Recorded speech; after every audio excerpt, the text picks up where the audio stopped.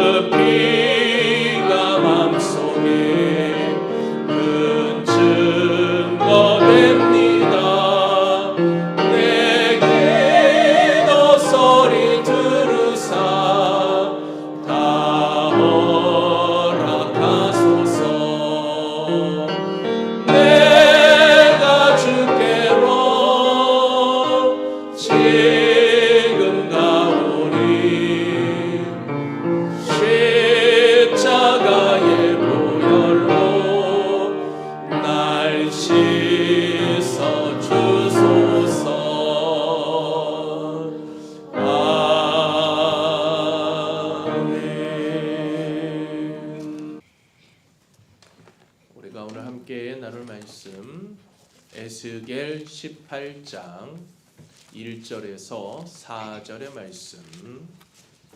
또 여호와의 말씀이 내게 임하여 이르시되 너희가 이스라엘 땅에 관한 속담에 이르기를 아버지가 신 포도를 먹었으므로 그의 아들의 이가 시다고 함은 어찌 됨이냐. 주 여호와의 말씀이니라. 내가 나의 삶을 두고 맹세하노니 너희가 이스라엘 가운데에서는 다시는 이 속담을 쓰지 못하게 되리라. 모든 영혼이 다 내게 속한지라. 아버지의 영혼이 내게 속함같이 그의 아들의 영혼도 내게 속하였나니 범죄하는 그 영혼은 죽으리라. 아멘. 이 시간 할렐루야 찬양대에 찬양이 있겠습니다.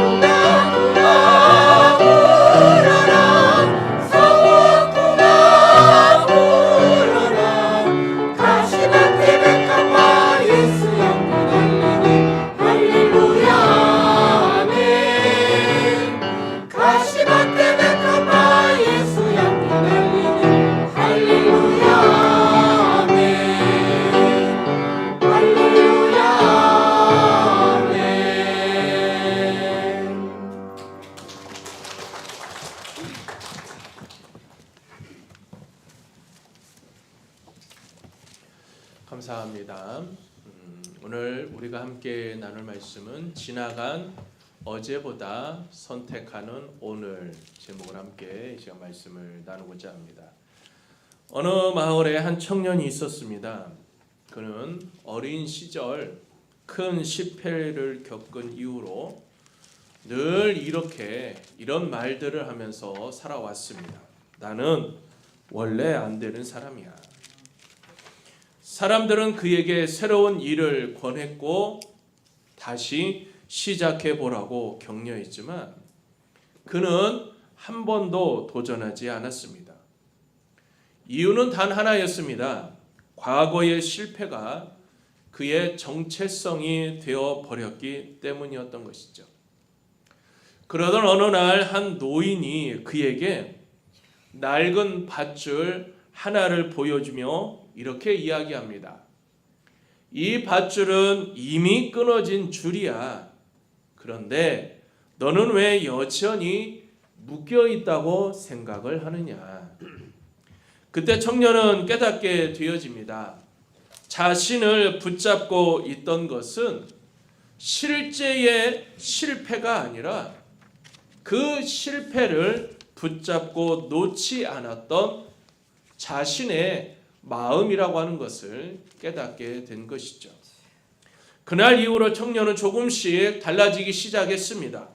여전히 두려움은 있었지만 그는 더 이상 과거의 말에 자신을 가두어 두려고 하지 않았습니다. 작은 일부터 다시 도전하고 넘어지더라도 그것을 이유로 포기하지 않는 삶을 살게 된 것이죠. 사람들은 그를 보며 놀라기 시작했고 청년 역시 깨닫게 되었습니다. 인생을 묻고 있었던 것은 환경이 아니라 스스로 만들어낸 생각의 굴레였다고 하는 것을 깨닫게 된 것이죠. 우리의 삶을 가만히 들여다보면 많은 사람들이 오늘을 살고 있는 것 같지만 사실은요, 어제에 묶여 살아가는 경우가 참으로 많습니다. 과거의 실패, 지나간 상처, 누군가의 말 한마디 혹은 가정과 환경에서 형성된 기억들이 우리 마음 깊은 곳에 자리 잡고 있습니다. 그래서 우리는 어느 순간부터 나는 원래 이런 사람이야. 우리 집안은 어쩔 수 없어. 이미 늦었어 라고 말하며 스스로를 규정해버립니다. 특히 신앙생활을 하면서도 이런 생각은 쉽게 사라지지 않죠. 어떤 분들은 과거의 죄 때문에 늘 죄책감에 눌려있고 또 어떤 분들은 부모 세대의 삶이나 가정의 분위기를 이유로 자신의 인생을 단정해 버립니다. 그래서 하나님 앞에 나아가면서도 담대함이 아니라 체념을 가지고 나아가는 경우가 많이 있습니다. 바로 이런 상황 속에서 하나님이 주신 말씀이 오늘 우리가 읽은 에스겔 18장의 말씀인 거예요. 이스라엘 백성들은 한 가지 속담을 입에 달고 살았습니다. 어떤 속담이냐? 아버지가 신 포도를 먹었으므로 아들의 이가 시다라고 하는 말입니다. 아버지가 신 포도를 먹었는데 그 자녀의 이도 시다는 거예요. 이 말의 의미가 무엇일까요? 지금 내가 이렇게 되어진 것은 내 책임이 아니라 이전 세대 때문이라고 하는 거예요. 지금 현재 내 문제가, 내가 살아가고 있는 내 삶의 내 문제가 나하고 상관없이 이전 세대의 문제라고 하는 내 인생의 결과는 그래서 이미 정해져 있다는 체념의 고백이었던 것이죠. 그런데 하나님은 그들의 이 생각을 단호하게 깨뜨리십니다. 그리고 아주 강력하게 선언하시죠. 모든 영혼이 다 내게 속한지라. 범죄하는 그 영혼은 죽을지로다. 그 말씀은 단순한 심판의 선언이 아닙니다. 오히려 우리의 인생을 과거로부터 끌어내고 오늘의 선택으로 다시 세우시는 하나님의 은혜의 선언이라고 할 수 있는 것이죠. 오늘 설교의 제목처럼 하나님은 우리에게 이렇게 말씀하십니다. 지나간 어제가 아니라 지금 네가 선택하는 오늘이 너를 결정한다라고 하는 것이죠. 아멘. 자, 오늘 말씀 우리가 붙들고 세 가지로 우리가 함께 생각해 보려고 합니다. 첫째는 하나님은 어제의 핑계를 허락하지 않으신다고 하는 것이죠. 이스라엘 백성들이 붙잡고 있던 바로 이 속담은 단순한 말이 아니라 그들의 삶의 태도였던 거예요. 그들은 스스로 책임지지 않기 위해서 과거라고 하는 이 사실을 붙잡고 끌어와서 그리고 변화하지 않기 위해서 환경을 핑계로 삼고 있었던 것이죠.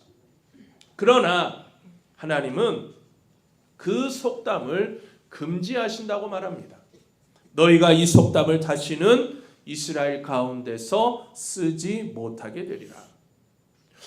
왜 그럴까요? 이 속담은 사람을 살리는 말이 아니라 사람을 여전히 올가매는, 그냥 묶어두는 그러한 말이었기 때문인 것이죠. 사랑하는 여러분, 우리도 모르게 비슷한 속담을 바로 우리의 마음 속에 가지고 살 때가 있습니다. 나는 원래 이런 성격이야. 우리 집은 믿음이 약해. 나는 이미 실패했어 하는 이런 말들인 것이죠. 이런 말들은 사실 겸손해 보이지만 사실은 변화하지 않겠다고 하는 선언일 수 있습니다. 그리고요, 그 순간 우리는 하나님의 가능성의 문을 닫아버리는 거예요. 하나님은 이미 우리에게 분명히 말씀하셨습니다. 과거는 이유가 될 수는 있지만 오늘과 미래를 살아가는 너희들의 삶의 결정이 될 수는 없다. 과거는 하나의 이유가 되어질 수는 있지만 현재를 살아가는 우리들 그리고 미래를 살아가는 너희들의 삶을 결정하는 데 있어서 그게 어떻게 완벽한 너희들을 올가맬 수 있는 결정이냐. 어제는 설명이 될 수 있지만 오늘을 결정할 권리는 없습니다. 하나님은 우리의 과거보다 훨씬 더 크신 분이시며 모든 것을 주장하시는 하나님, 바로 그 하나님이시기 때문인 거죠. 두 번째는 하나님은 오늘의 선택을 보신다고 하는 겁니다. 본문 4절에서 하나님은 분명하고도 강력한 진리의 메시지 한 문장을 사용하시죠. 모든 영혼이 다 내게 속하였다. 자, 이 말씀은 단순한 선언이 아니라 우리의 정체성과 삶의 방향을 근본적으로 바꾸시는 바로 그 하나님의 시선이라고 할 수 있습니다. 자, 우리는 누구의 소유입니까? 우리의 삶은 환경이나 과거에 속한 것이 아니잖아요. 하나님께 속한 존재라고 하는 거예요. 그리고 우리들은 모두가 다 하나님은 우리를 집단이나 배경으로 보시지 아니하시고 바로 우리 개개인 한 사람 한 사람을 개별적으로 바라보셔요. 그러므로 하나님은 내 아버지가 누구냐? 네가 어떤 환경에서 살아왔고 자라왔느냐? 이걸 묻지 않으세요. 하나님이 우리에게 물으시는 질문은 단 하나. 지금 너는 어떤 선택을 하고 있느냐? 하나님은 우리에게 배경적인 이야기를 묻지 않으세요. 네 아버지가 누구냐? 그리고 너는 어떤 환경에서 어떤 모습으로 어떤 과정으로 살아왔느냐? 이런 걸 묻지 않으시고 다 하나. 너는 지금 어떤 선택을 하고 있느냐? 이게 바로 신앙의 본질이라고 하는 거예요. 신앙은 지나간 과거의 기록이나 경험에 머물러 있는 것이 아니라 지금 이 순간 하나님 앞에서 어떤 선택을 하느냐에 달려있는 것이라고 하는 겁니다. 사랑하는 우리 성도 여러분, 믿음은 단 한 번의 결단으로 완성되어지는 것이 아니라 매일 반복되는 바로 그 여러분들의 선택 속에서 자라가는 거라고 할 수 있는 거예요. 믿음은 뭐예요? 단 한 번 내가 하나님 앞에 내가 교회를 나오겠다, 내가 예수 그리스도를 믿겠다 했던 그 첫 딱 한 번의 그 마음, 그것으로 결정되어지는 것이 아니에요. 우리가 지금 살아가고 있는 이 시대 속에서 우리의 환경, 우리의 가치관, 우리가 추구해야 될 모든 것까지, 그 모든 것이 반복되어지는 우리의 선택이라고 하는 것이죠. 그 선택이 우리의 믿음을 키워 나아가는 거예요. 아멘. 우리는 매 순간 선택의 자리에 서 있습니다. 이런 것들이죠. 용서할 것인가, 미워할 것인가, 순종할 것인가, 거부할 것인가, 하나님을 의지할 것인가, 내 힘을 붙들고 나아갈 것인가. 바로 이러한 선택들이 모여 우리의 삶을 만들어 간다고 하는 것입니다. 그래서 하나님은 오늘 우리에게 말씀하시죠. 나는 내 과거가 아니라 지금의 너를 본다. 나는 너의 과거 중요하지 않아. 지금 네가 뭘 선택하는지 볼 거야. 지금 이 시간 너의 선택은 무엇이냐? 하나님은 묻고 계십니다. 이 말씀은 우리를 정죄하는 말씀이 아니라 다시 시작할 수 있는 소망의 선언인 것이죠. 왜냐하면 우리는 오늘 지금 이 자리에서 하나님을 향해 새로운 선택을 할 수 있기 때문입니다. 더 나아가 하나님은 우리의 작은 선택 하나도 결코 가볍게 여기지 않으시죠.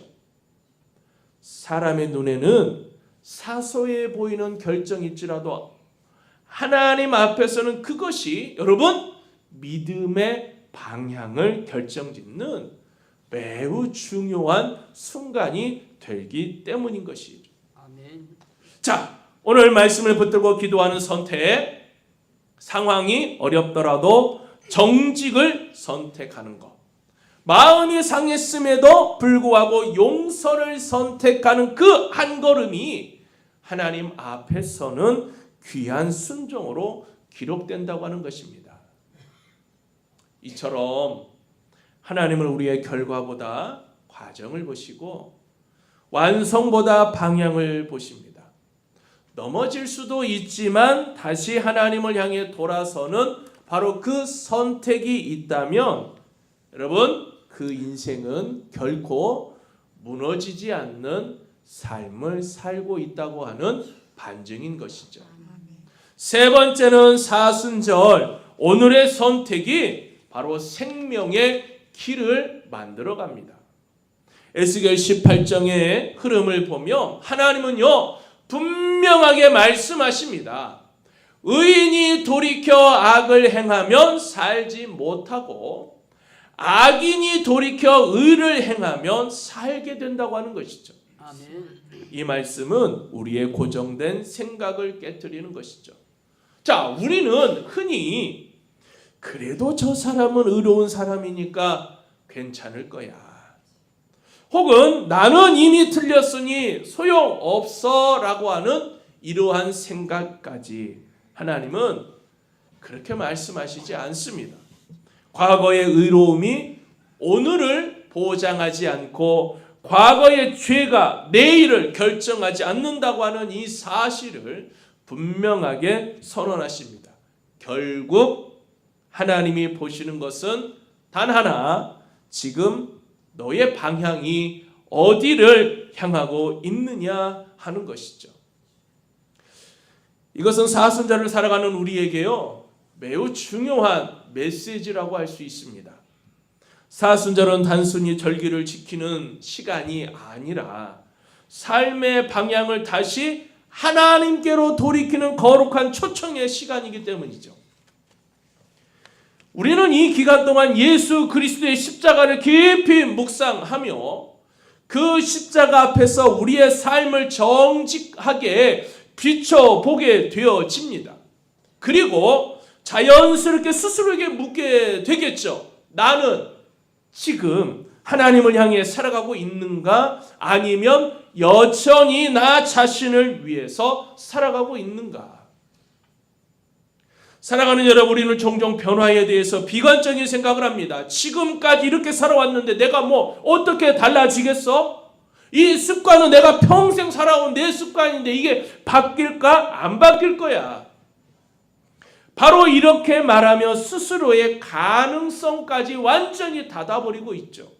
그러나 하나님은 전혀 다른 말씀을 하십니다. 지금 돌이키면 살리라. 지금 돌이키면 살리라고 하나님은 말씀하시는 거예요. 이것이 복음이며 이것이 바로 사순절을 살아가는 우리들에게 주어지는 핵심적인 메시지라고 할 수 있는 거예요.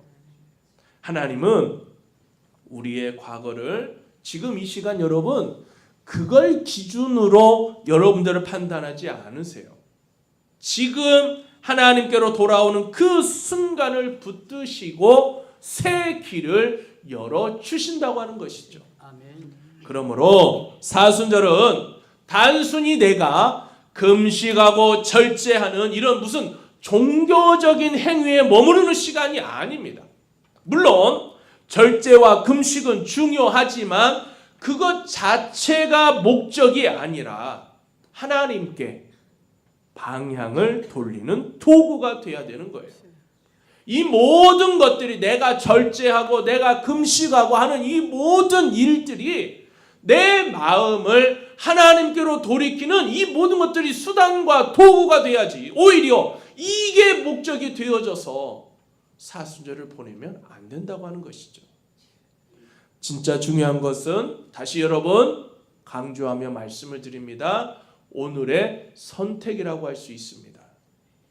하나님 앞에 다시 서기로 결정하는 것, 말씀 앞에 순종하기로 결단하는 것, 그리고 마음 깊은 곳에 붙잡고 있었던 죄, 집착 다 내려놓는 겁니다. 오늘 말씀 앞에 다시 무릎을 꿇는 선택, 십자가 앞에서 나 자신을 내려놓는 선택, 미루어 두었던 순종을 결단하는 바로 그 순간, 그 한 번의 선택이 우리의 영혼을 살리고 우리의 인생의 방향을 바꾸어 놓는 것이죠. 사랑하는 여러분, 우리는 넘어질 수 있습니다. 사순절 기간에 아무리 우리가 절제하고 아무리 내 삶을 쳐서 하나님 앞에 복종하는 이 삶으로 우리가 나아가려고 부단히 노력한다고 할지라도 우리의 그 연약함을 경험할 수밖에 없고 결단했음에도 다시 흔들릴 수밖에 없습니다.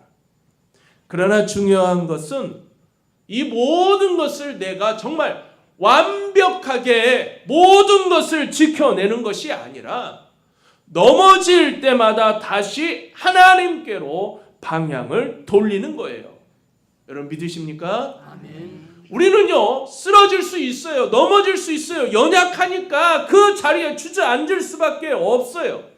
그러나 그 자리에 내가 지금 이렇게 힘들다고, 내가 지금 이렇게 어렵다고 주저앉아 버리는 것을 당연하게 생각해서는 안 된다고 하는 것입니다. 아멘. 우리는 일어나야죠. 다시금 하나님께서 이 사순절 기간에 우리에게 너는 뭘 선택할 것이냐, 매 시간마다 매 분마다 우리에게 묻고 계시는데, 하나님 저 힘들어요, 그냥 주저앉아 버릴래요. 하나님 저 마음 괴로워요, 그냥 이 자리에 주저앉아 버릴래요. 하나님이 과연 그것을 원하실까요? 하나님이 과연 그것을 우리들에게 요구하시느냐 하는 겁니다. 아니죠. 다시 일어서라고 말씀하시는 겁니다. 말씀을 맺겠습니다. 어느 수도사가 한 수도원에서 열심히 수도의 길을 걷고 있었습니다. 그는 오랜 세월 신앙생활을 해왔지만 늘 같은 죄와 연약함 때문에 낙심하며 이렇게 말하곤 했습니다. 나는 왜 이렇게 변하지 않는가? 하나님 앞에 설 자격이 없는 사람이다. 그러다 어느 날 노 수도사가 그에게 이렇게 조용히 이야기를 해 주었습니다. 하나님은 네가 어제 몇 번 넘어졌는지 세고 계신 분이 아니야. 오늘 다시 일어나 하나님께로 향하고 있는지를 보고 계신단다. 아멘. 네가 어제 몇 번을 넘어졌는지 하나님은 그걸 세고 있는 것이 아니라 지금 너의 마음, 지금 네가 일어서려고 하는 너의 그 마음이 있는지. 그 말을 들은 수도사는 비로소 깨달았던 것이죠. 우리의 신앙은 완벽해지는 것이 아니라 방향을 잃지 않는 것이라고 하는 이 사실입니다. 방향을 잃지 말아야 하는 것이죠. 사순절에 여러분의 마음의 방향은 어디입니까? 사순절의 끝은 십자가, 그 너머에 부활이 있습니다. 힘듦의 과정에 분명히 이 시간들은 우리들에게 주어질 수밖에 없죠. 십자가의 고통이 있어야, 십자가의 이 감내가 있어야 우리는 부활의 기쁨을 얻을 수 있기 때문이죠. 그런데 우리는 자꾸 십자가의 고통만을 바라보며 그냥 그 자리에 주저앉아 버리죠. 하나님 할 수 없어요. 하나님 저 너무 힘들어요. 그러면서 십자가의 고통만 바라보며 십자가를 외면하려고 하는 우리의 삶이 얼마나 많습니까? 겟세마네 동산에서 예수님께서 3번씩이나 하나님 앞에 기도하면서도 하나님 이 잔을 옮겨 주시옵소서 외쳤던 것처럼 우리도 자꾸 그 자리에 앉아 버리고 있는 것이죠. 그러나 우리는 결국 어떤 선택을 해야 합니까? 나의 뜻대로 마시고 하나님의 뜻대로 하옵소서. 아멘. 할렐루야. 아멘. 우리의 선택은 그겁니다. 하나님 내 뜻이 아니라 하나님의 선택을 하게 하옵소서. 아멘. 그래야 무엇이 우리들에게 주어질까요? 부활의 기쁨이 우리들에게 주어지는 겁니다. 혹시 지금까지의 삶 때문에 낙심하고 있지는 않습니까? 여전히 반복되는 연약함 때문에 스스로를 포기하려 하고 있지는 않습니까? 사순절의 주님은 우리를 정죄하지 않습니다. 오히려 십자가를 통해 우리를 부르시어 우리의 연약함을 아시면서도 여전히 사랑으로 우리를 초대하시며 이렇게 말씀하십니다. 지금 돌아오라. 아멘. 너희가 가던 그 방향이 잘못되어졌노라. 지금 돌아오라고 말씀하십니다. 이 부르심은 과거를 묻지 않는 은혜의 부르심이며 네가 지난날 지었던 모든 죄를 내가 묻지 않겠노라고 하는 하나님의 음성도 되어지는 거예요. 지나간 어제가 아니라 오늘 하나님 앞에 선택하는 우리 모두가 될 수 있기를 간절히 바랍니다. 아멘. 그래서 이 사순절 기간 동안 하루하루 하나님을 향해 방향을 돌리는 은혜가 여러분의 삶 가운데 넘치기를 바라며 우리의 모든 선택이 결국 십자가를 지나 생명의 자리, 회복의 자리, 그리고 부활의 자리로 나아가게 되어지기를 주님의 이름으로 간절히 축원합니다. 아멘. 기도드리겠습니다. 고마우신 하나님 감사합니다. 오늘 이렇게 지켜주신 하나님, 우리의 선택이 오직 하나님만을 선택하는 귀한 믿음의 자리로 나아가게 하여 주옵소서. 과거에 너무나도 연연했던 우리들 이제는 그 모든 것을 묻어두라고 말씀하시면서 하나님 앞에 나아가는 자는 오늘과 내일 더 소중함을 깨닫고 하나님 앞에 엎드리는 우리 성도들이 되어줄 수 있도록 축복하여 주옵소서. 예수님의 이름으로 기도드리옵나이다.